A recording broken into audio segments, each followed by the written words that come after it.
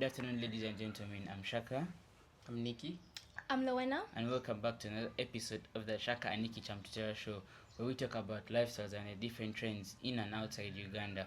Today we're being blessed with another special guest, who loves technology, robotics, and scientific stuff. Yeah. But before we go into that, could you please first tell us what is behind the lady we are seeing here today? Okay. Thank you so much for having me today. I'm Lowena Rugyendo. I'm a young adult, and yes, I live in Uganda. I'm someone who really likes to integrate science and art. So I'd say who I am, I love science. I love math. I love engineering. I love robotics, and I love what it does for our world today. I also love fashion, music, and hang out with friends and family. Okay. Alright, Lowena, today we are super excited to have you here. I mean, in our recent podcast, we have had many people from different countries, but today we're blessed and having someone from Uganda, based in Uganda, doing the experience in Uganda. Yeah. So could you tell us more about your robotics and... Okay. Well, I wouldn't say I started with robotics. Of course, to get to the stage of robotics, you have to learn the basics. So I have been on the Young Engineers program, Young Engineers Uganda, since it started in 2016. I joined it when I was about 8 years old. And at that time, they were teaching me the basics of science, technology, engineering, and math. I remember we would build different small models and prototypes of like big machines we use today, like elevators and cranes, but we use like Lego pieces to come up with the entire thing. And we'd learn basic principles behind it. If it's an elevator, does it use gear transmission? Does it use belt transmission? And as time went by, I advanced to more advanced levels, which is robotics, of which I was able to learn different concepts under different curriculums, like the VEX curriculum and the CMIT curriculum, where I was exposed to different things like coding and working with bigger materials that aren't Legos, but like metals and all that, to come up with robots that are able to perform tasks and, to contribute to our world today. Okay. Yes. So, as we speak right now, you're able to build a car, a serious car. I wouldn't say serious, but Yeah? a prototype, yes. A prototype. Yes. Okay, wonderful. So, I believe you said you are doing a Young Engineers program. Yeah. So far, your experience with Young Engineers, what has it been? Has it been fun? Has it been drama? Has it been something that you would say advise other people to join? Yeah. What could you really describe your experience as? With Young Engineers. Yeah. My experience has honestly been wonderful. Young Engineers has shaped me over the years. Okay. Young Engineers really gives off this personality or this vibe of education with entertainment. You're not just going to sit and learn about different science concepts and you're just learning like it's in class and it's boring. No, they're gonna try and like make things fun. Is it you're gonna go for competitions? Is it that you're going to interact with different people? Is it that you're going to maybe come up with something that you would like? Like it's edutainment. It's education and entertainment at the same time. And so it makes me and makes other learners like really fascinated about science concepts, about technology, about engineering, about math. It has made me love these subjects. It has made me love science. It has made me see that it's important because in our world today, it's all about technology. It's all about digital ethics and everything. So it's like this program is building tomorrow's leaders. It's building tomorrow's engineers. It's building the people that are going to contribute greatly to the kind of world that we're advancing in. And it has shaped me in that kind of way. It has made me love STEM. It's been a wonderful program. Yes. Oh, okay. That really sounds impressive already. Yeah. So outside the robotics, what do you do for fun? What do you love most? What do I do for fun? personally, I'm someone who loves fashion. I love fashion so much. You're an they call it what? Aesthetic? Aesthetic. Yeah, whatever. No, I used to think No, that someone. only stops at Pinterest. Um, no, fashion is so much more than that. Okay. I mean, it's something everyone generally loves. Like, who doesn't love fashion? But like someone who really like wants to pay attention to detail, wants to pay attention to how fashion is evolving. I love learning about fashion icons like Chanel and keeping up with like fashionable events like the Met Gala and everything. Yeah, so I think that's something I'd like to do for fun, like on the side, aside from the whole robotics thing, as well as like listening to music as well, and like, dancing. I love dancing, and yeah, that's me So outside robotics. who's your role model right now Role model in what? in fashion? Perspective in fashion. Yeah. It still has to be Chanel, honestly. Like her starting small and then going into something as big as the company that is Chanel right now is really inspiring. Okay. Yeah. So back to the robotics side. Robotics for you, as a skill you loved and learned at first, was it difficult? Because I want to believe not all of us, wake up and want to love something from all of a sudden. What really made you look at it and be like this is so cool? Is there someone who made you sit down and be like, yeah, I'm going to really love this. I'm going to put my heart in this, or you probably were forced? I don't know. I mean, you could tell us if you were forced. No. Okay.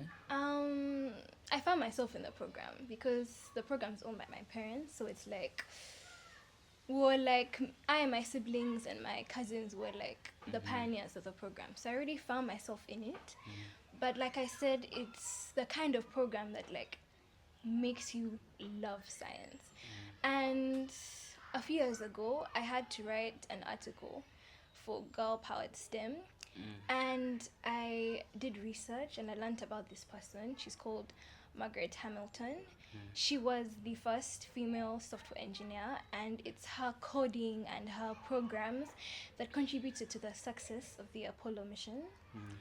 NASA. So I found that so inspiring. Like up to date, it's really inspiring how it's not just about being a part of STEM, but like being a girl in STEM. Like that's inspiring, and the fact that she was a woman, and at that time, women weren't really like so hide and all that, but like she was able to make such a huge impact as a software engineer, and I found that so inspiring, and I'm like, I have to continue in this direction. Like I have to continue to love STEM. I have to continue to participate in the different events and activities that push for like robotics and all that, because like even I could make an impact in our advancing world like she did. Yes. Yeah, so for Lowena, Yeah. now that you're doing robotics and everything, we're coming Yes. into, what do you actually remember the first project you did Yeah. when you just started? What was it like and what inspired you to do it? For robotics specifically, I think the first major project I did was when I was assigned to participate in the Pan-African robotics competition in West Africa, Senegal. That was way back in 2022, right after COVID. And we were using VEX equipment to come up with the robot. If I remember clearly, a robot was supposed to perform simple tasks like pick up, in the specific competition, we were supposed to create a robot that like picks up stuff and puts it into another place. And this was to emulate a way we can solve climate change. We can approach climate change because at that time they were looking at how we have different things that happen due to climate change, like floods and all that. So if we're able to like come up with like big machines and vehicles that are able to like, let's say, create a barrier for in places that are prone to floods, like for example like a sand wall or something like that. So they wanted us to create robots that are able to do that, so like pick up stuff, put them onto other stuff, and like creates like something to emulate that at the same time. So it wasn't a very hard thing, but it was the first project I did, and it was quite successful, being my first time, because I remember when we went to Senegal and I was with my team, we came in fourth place. Remember, this is it was an African competition, thing, so yeah. there was so many Fourth place. African countries, yes. That's nice. And it was the first time that I was participating in a robotic competition. It was the first time Uganda was participating in that specific competition, and we really made a good impression for ourselves and all that. And because of that, we're able to qualify for the VEX World Robotics Championships. And yeah, it was a great experience. So my first project was really, really a good start for me. Yeah. Oh, okay, I can imagine, that feeling. Like, wait, what actually made you, that feeling that made you do this, had passion for this? Or just woke up one morning and then your parents were like, we're on young juniors, let's just go into it? Like I said, I found myself in the program, but it's the fact that the program pushes you, creates an environment that makes you love STEM, gives you opportunities to go outside the country and interact with different people that also love STEM and come up with like different things that could contribute to the world, to solve real world problems, and like a great approach in advancing world and technology and everything in between. Yeah. So I had you mention VEX, the Yeah. VEX. This VEX robotics, it's called the VEX what? VEX World Robotics Championship. The VEX World Robotics Championship. Yeah. I believe, I wouldn't want to say it's, okay, I don't want to describe it as something that's shaming or anything, but I believe, no, okay, what I want to say is going to sound something funny, but like, I believe, first time, of course, Ugandan, you're out, you're seeing, I see where you're coming yeah, from. you're seeing all the Yes. guys out there, these Yes. guys are, we down here, I Yeah. believe it's them who have the experience, they're all that, they're better than us in that. What gave you the energy? How did the championship first of all go? What gave you the energy to keep on pushing? Did the things work out? Was it a team that was cooperative enough? Was it, tell us what really went down at the VEX Okay, championship. so like I said, after participating in the PAC, which was the Pan-African Robotics Championship, my team qualified to go for the VEX World Robotics Championship, which is the biggest robotics championship in the world. Yeah. Honestly, it sounded unbelievable. Like, as a kid, you like watch movies and you watch different TV shows and you see kids doing robotics and they're going for championships. Like, I could have never believed I would be that kid. Yeah. And so it sounded like a dream. Yeah, a dream that came true. Like, wow, I'm that kid now. And the place was the US, and I was very excited to go to the US. I'd always wanted to go to the US. So we went to the US. The championship was in Texas, Dallas. And honestly, I was nervous. Like you said, I definitely felt a bit low because like I'm from Uganda, from Africa, and you're coming to the biggest world robotics championship, and you're seeing teams from all over the world. Teams from countries that have advanced in technology like China, like the US itself, and you're like, wow, like am I competing with these people? Like, first of all, thank God, like, wow, like I'm actually at the global stage right now. I'm competing with the best teams from the advancing countries, and at first it was like, whoa. But then, as the competition went on, VEX created an environment where we're able to interact. There are points where we would have like team rounds where you like team up with like another team and verse two other teams that have teamed up. So it's like they gave us like an opportunity to work. Like there's also like a point in the competition where you're not necessarily against each other, but you could work with each other as well. And at that point it was a great experience because I remember that my team like teamed up with other teams from other countries, and I was able to interact with people from other countries, learn about their cultures, their languages, the way they work and how they live and everything like that. And be able to compare ideas like how our robot was and how their robot was, and be able to come up with the way we can work together and win the competition. of that round, and generally, sorry, the experience was, it was mind blowing. It was crazy, like crazy, guys. Like, wow. So outside there, was Yeah. there a team that made you want to, like, a team that their work was too like too like too unbelievable, too nice, that Yes, it amazed yes. you so much? I believe the teams from China specifically, like, for us, first of all, it was the first time we were participating at a global stage. Global stage, yeah. And we were working with Vex equipment. We didn't even, like, I didn't even have that much experience in robotics. Remember, I had just come from my first competition. So even our robot wasn't really that advanced. It was still built in a way that was just to perform the task in, like, the simplest but most efficient way.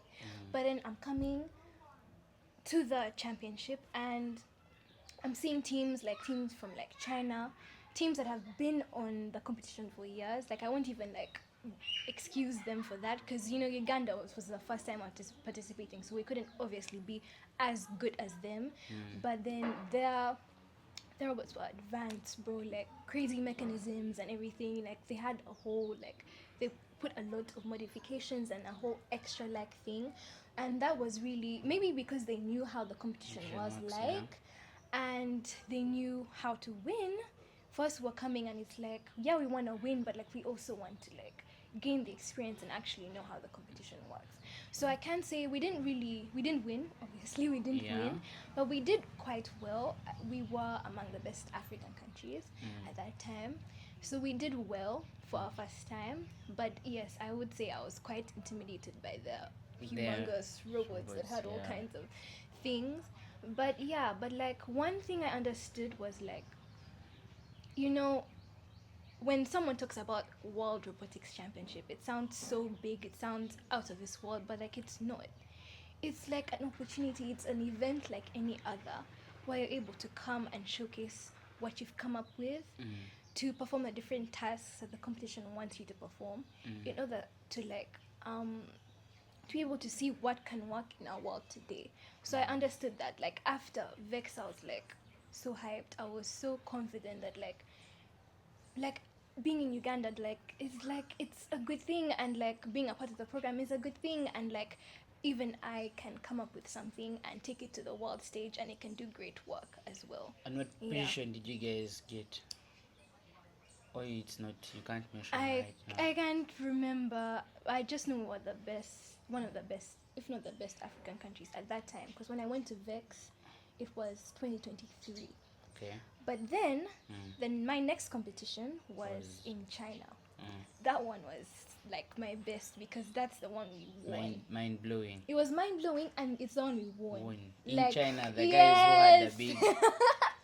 Okay. Okay, but though it wasn't really robotics. It was basing off AI, because it was called the Enjoy AI competition, and we just had to come up with something like a small little thing, a small little like robot, like something small, but like the main concept was to like code what it does. Like, instead of like having to control its movements and everything like that, like how we would do in Vex, here like the main concept is like coding and like programming and like being able to give commands to your like tiny little robot to perform different tasks, and hence like integrating AI. And Enjoy AI, okay, the category they put us in as Uganda, because there were many different categories for like that had different themes, like, is it space, is it what, and all that. So the one we were put in our group, most of the groups were African countries, if I have to admit that. But still I was intimidated, because these aren't ordinary countries. These are countries that have always won many things, like Kenya and all that. But then it was our first time in China, first time participating in such a competition. And yes, still I was a bit intimidated, but I prayed and I relied on God, and I was like, whatever his will is, it will be done for Uganda. We represented our country, like, we have to win. Like, it's not even just going to participate, we have to win. We have to put Uganda out there. We have to put Uganda on the map. So I and my team were like, that was our concept and everything. And another advantage we had was that the other teams, they, yes, the competition was based off coding and all that, but they had, because there are teams that had always participated for the previous years, so I believe for them they felt like the best way they could control their robot is if it also had like a controller, like a video game kind of thing. And for us, what we did, we literally coded all the steps a robot would take, because when you're participating in the competition, like they send you like things like props you can work with from home to practice. So we coded the robot, like it's every move it would make to come to this point, to this point, to this point, and do that. So that was a very big advantage, because when you're controlling, you're a bit slower. You're making You're errors. slower. You're making errors. You're like trying to but if you know place everything place everything, the program inside the robot, and you just hit start, and it will just go. It goes, it picks this up, it does this, or someone is just trying to like control it. That was like the biggest advantage we had as Uganda. I feel like we're the only team that adapted to that, and that really gave us so many points. And we took 2 teams to Uganda, and they took first and second place. Okay. Yeah, That's so amazing. I love that competition, because it gave me so much confidence, because it's like we're Africans and we're Ugandans and we're smart too, like it's not just those countries outside that can like do a lot. Like we went to China and we won. Like that's crazy. And it was all thanks to the Young Engineers program that shaped us in that kind of way, taught us in that kind of way, gave us that confidence, gave us that opportunity to participate in such a competition, and we're able to win, gain confidence, and be motivated. You're motivated to continue in STEM, because you know that you can actually do something great. So did the president reward you guys? Not for the China thing, but when we went for park, the first competition I did, I don't know how to explain it very well. They did this thing where they record your names in a certain kind of book. Yeah. And when they record your name in this kind of book, it means that you've done a great thing for the country. That's what they did for us at that time. So yes, my name is in that book. Yes, Lowena means I did something great for the country, because we represented Uganda and we did well. Okay, yes. That's wonderful. Okay. Shout out to CEO Magazine, our sponsor of this show.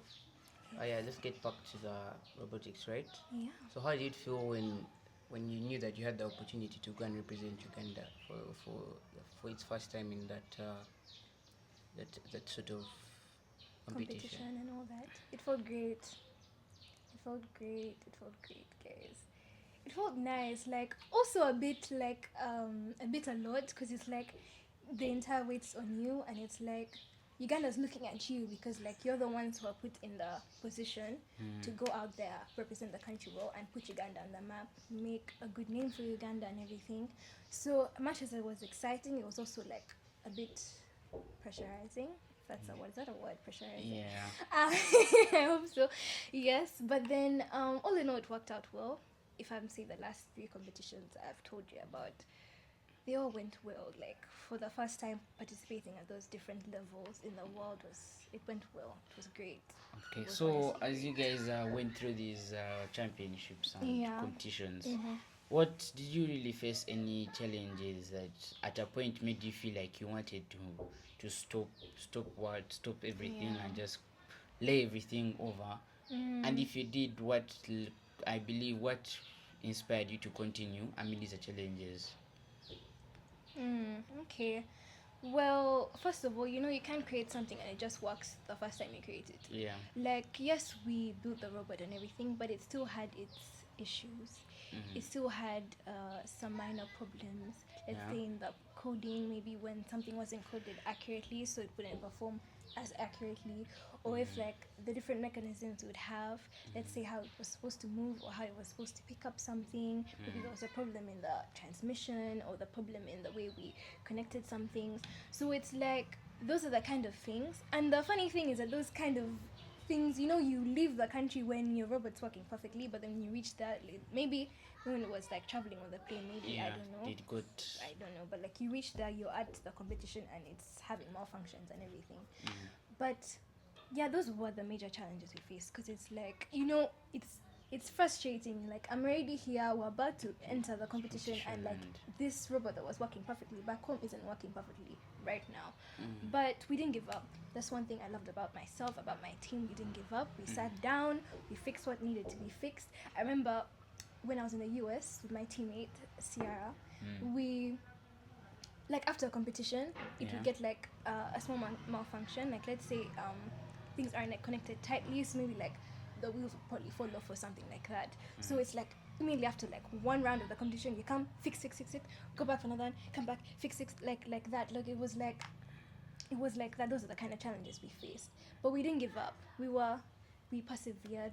We endured the entire thing, and we were like hardworking.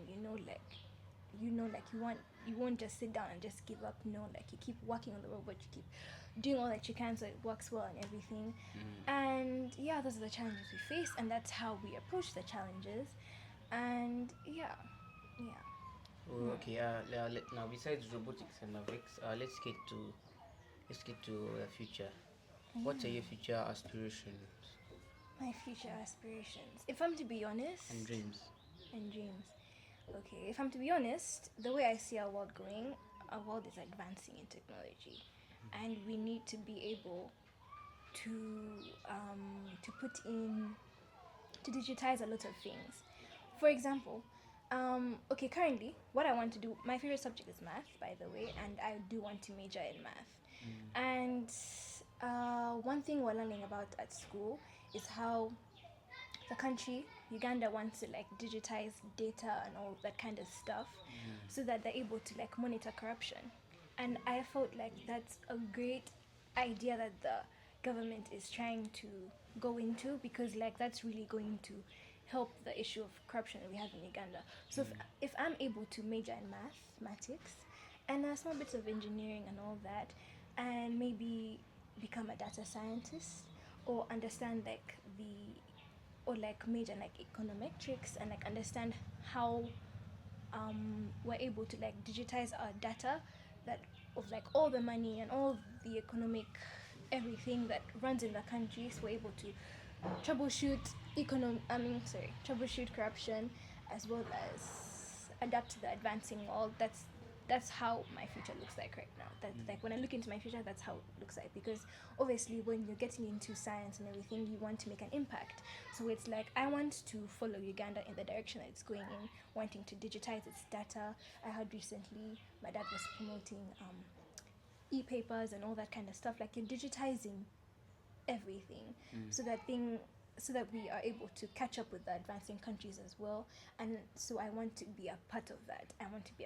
Is if it's about becoming the data scientist that this country needs, to be able to collect that data and put it into the systems and everything like that, and monitor it honestly and efficiently.